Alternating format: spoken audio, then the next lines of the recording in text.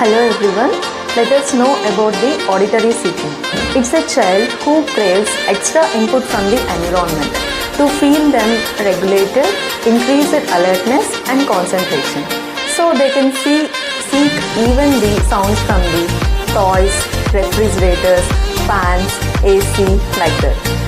And also the signs and symptoms which we can see for auditory seekers are they love to watch the TV with higher volumes, like they crave that sound.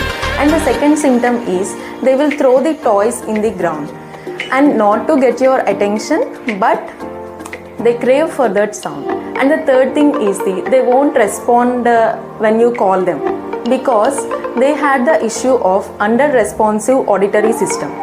Because of that, they seek more auditory input from the environment in an unconditional way.